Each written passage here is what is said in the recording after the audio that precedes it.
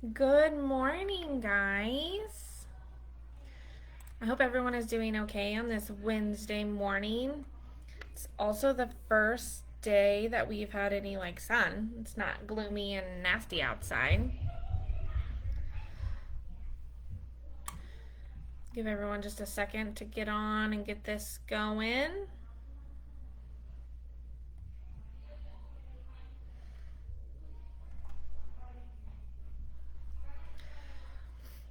Okay. All right. So I want to give a few announcements, a few quick updates. And one of those is that we are moving forward with the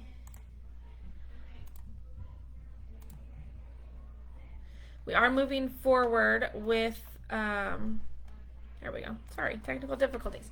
We are going to move forward with the parent Facebook group that you guys have asked about. So that is going to be called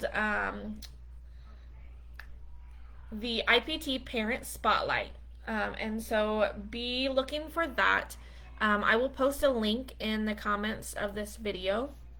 And if you guys just send a request to that group, because it will be private, we can accept you in, and you guys will have your own special place that you can collaborate with other parents, talk about events that are going on. You can ask for support, just your own little private community that you guys can share and talk about information. So that'll be really cool. I'm also from this point on going to be posting all of my trainings in that group so you guys can easily access those at any point in time. So that's my first announcement. The second announcement I have is that I'm going to change up how we're doing these trainings a little bit. These days, we don't have very long to dedicate to training or watching things that don't particularly interest us, right? So I am going to shorten the amount of time that I'm on these videos just so that they're a little more convenient for you guys. And they're going to be more of short burst trainings. So I'll get on, talk about something of interest or of something that would be helpful for you guys, and then that's it. And then we can follow up on the next one, and they'll hopefully be no more than 10 minutes tops. So that's my goal. We'll see what happens. And then just if you guys ever are noticing that you need some more support or you'd like to know more information about something, please just post that in that Facebook group too. And I'll be watching that to see if a lot of people seem to be wanting to know more about certain topics, or maybe I see a lot of kiddos struggling with something at home that parents are voicing those concerns on that group. And then I'll try to watch that and monitor it, and then we'll do trainings on those topics. Okay? So hopefully everyone loves that. And just remember, you have to request to be in the group because it will be private. So I'll be posting that link in the comments. Then my final announcement before we get into today's topic is our drawing. So today we have $45 worth of gift cards to give away. One gift card is for Luciana's, and the other gift card is for I'm so sorry, I forgot the name. The Nifty Beat, which is a really cool smoothie and juice bar that Miss Christie has found and has fallen in love with. So the winner for that drawing I did this morning, and that is Laura. So congratulations, Laura. You get this month's drawing winner prize. So great job. Thanks so much, guys, for watching those videos and giving me feedback. And I just love to hear from you guys. So congratulations, Laura. I'll have your prize at pickup today, and you can take that home. Definitely tell us if those smoothies are any good, right? Okay, so let's get into today's topic. We're going to start doing a mini series on healthy habits. So what can we do at home to encourage those healthy habits for our kiddos and make that stuff a little bit easier on you guys. So this month we are going to talk about sleep. So let's just kind of get an overall background of sleep. So many children on the spectrum and adults as well that have autism struggle with sleep and have sleeping problems. And so if you're in the same boat, then you're certainly not alone, because a lot of our kiddos struggle with irregular sleep patterns. They struggle with falling asleep, or they'll wake up too early and have trouble falling back asleep. And so then that really messes up the sleep schedule as well. So not only can that cause it to be really hard for our parents, it can also be really hard on your kiddo, because when they're not sleeping well, that hinders their overall ability to attend and follow directions. It um, and just affects their overall ability to function, right? If you can't get any sleep, then you can't function, right? And so some of those kiddos that have our restricted or repetitive behavior, such as like lining up toys, rocking and hand flopping, they can also have a little bit more of a struggle falling asleep, because it's really hard for them to calm their bodies down and to not focus so much on those little things. So those kiddos sometimes have a lot more difficulties with that. Also, any of our kiddos that have those anxiety or sensory sensitivities, they might be having more of those difficulties. Um, Also, it can affect their ability to really pay attention and follow directions. It can have them feeling more restless. It can incur having less sleep can make them more irritable, so they can get upset easier or angry easier and throw more tantrums. So we want to see what we can do to help give them the best chance throughout their day, right? To have the best day they can. So what are we doing that's not helping the sleep? So as parents, sometimes we're doing things that aren't really helping, and we don't really even know that that's what we're doing. I go through these same things with my kiddos at home too. So all the information I'm getting to is coming from autismspeaks.org. So they also have lots of information and resources on there if you guys are ever interested in learning more. Okay, so what are we doing that's not helping? Screen time. So screen time is such a hot topic right now, and everyone has so many different views on what they feel is okay or not okay, or a hindrance, or educational purposes. So let's talk about what that has to do with sleep.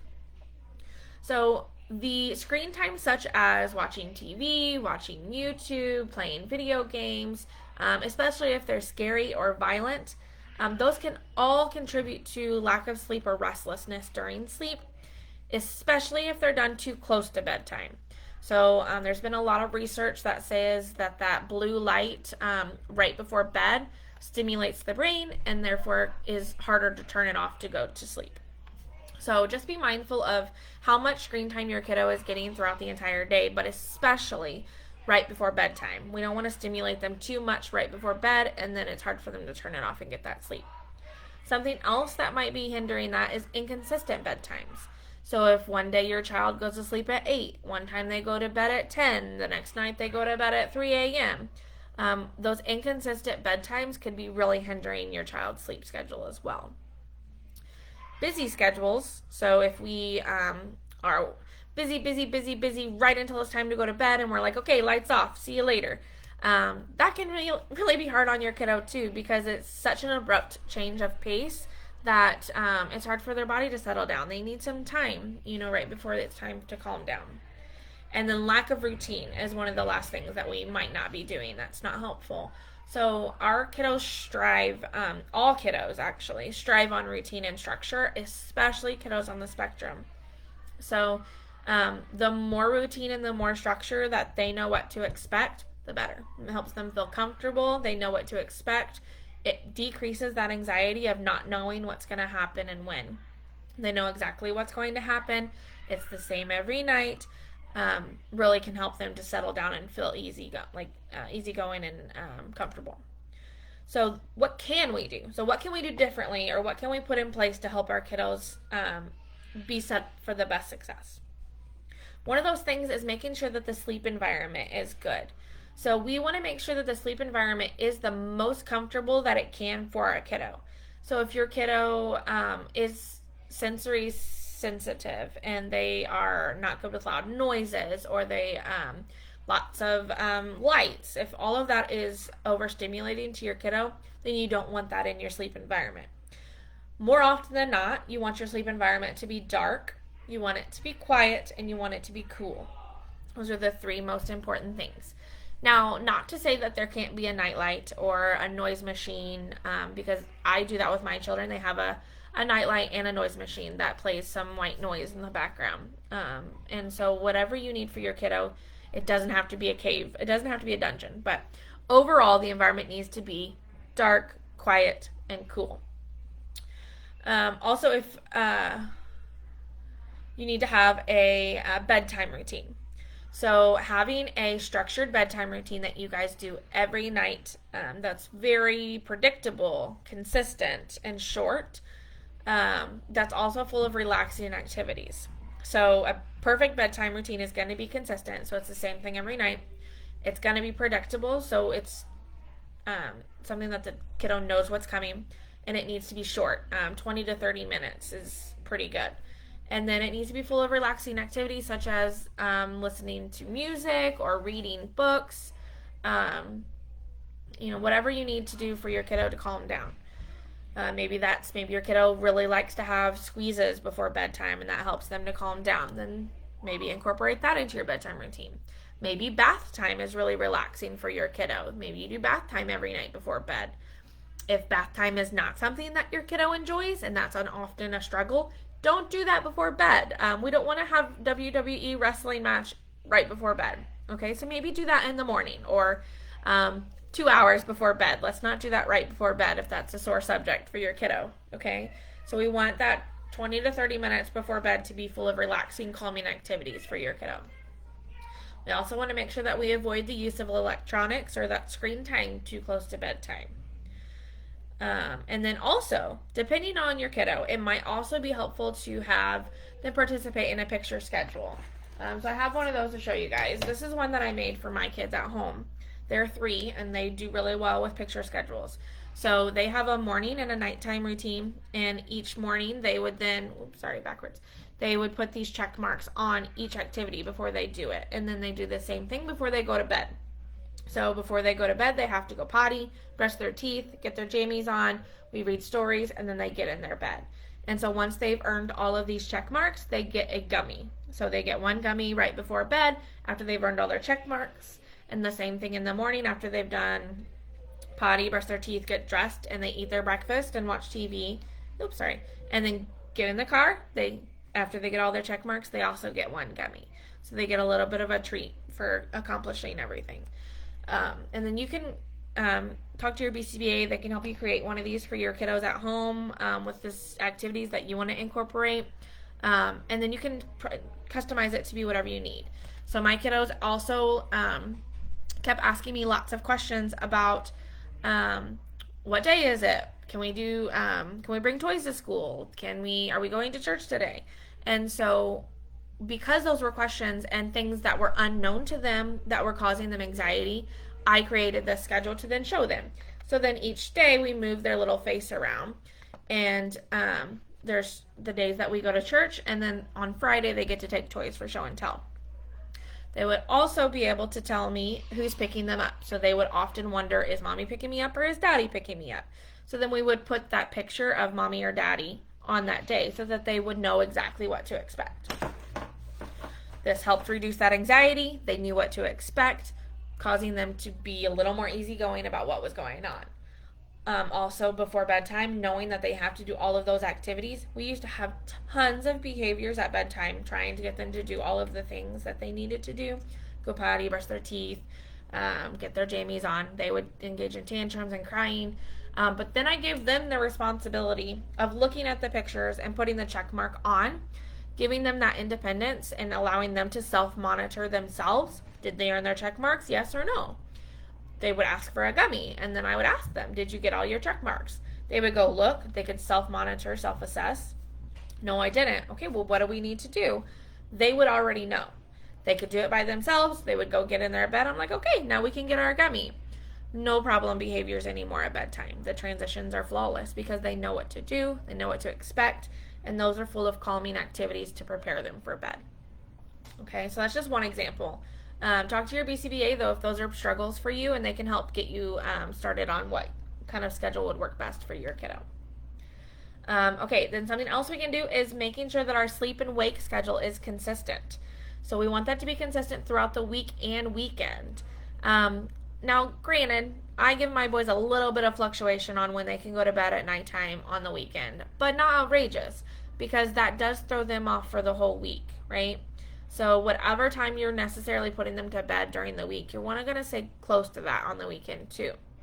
Um, but it's going to be super important during the week because you're going to get up in the morning at the same time every day because you have to get them to school, you have to go to work. So you want to keep that bedtime during the week as consistent as possible, and then your wake up time as consistent as possible. The Also, the American Academy of Pediatrics recommends that 3 to 5 years old should be getting anywhere from 10 to 13 hours of sleep. 6 to 12 years old need to be getting 9 to 12 hours, and 13 to 18 years old need to be getting 8 to 10 hours. Okay? So be looking at that. What is your ideal bedtime for your kiddo? Are they getting enough sleep? Because if they're not getting enough sleep, if we're not having them go to bed until 10 o'clock at night and then we get them up at 6 a.m. the next day, I don't think that's adequate enough sleep for your kiddo to fully function at their best the next day. Also, we're working on a lot of skills here at Imprint. They're working on structured activities to prepare them for those less restrictive settings, such as school. So we want them to be rested. We want them to be able to do the best to their abilities. And if they're not rested, they're not going to be performing at their best.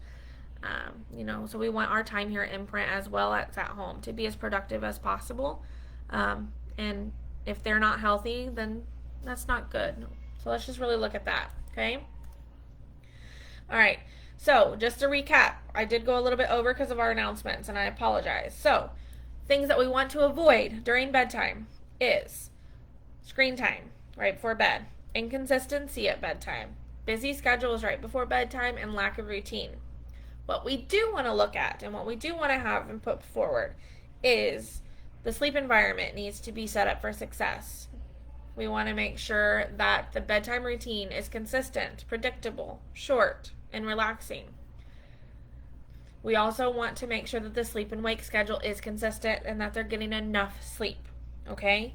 So let's look at those 3 things. Reach out if you have any questions. And talk to your BCBA if you need to. Also, it's nearing the end of the month. Please reach out and schedule your parent meetings if you haven't already. We want to get those in by the end of the month. And also, don't forget that Friday is Water Day. All right? Thank you guys all for getting on, and I will see you later. Have a great day.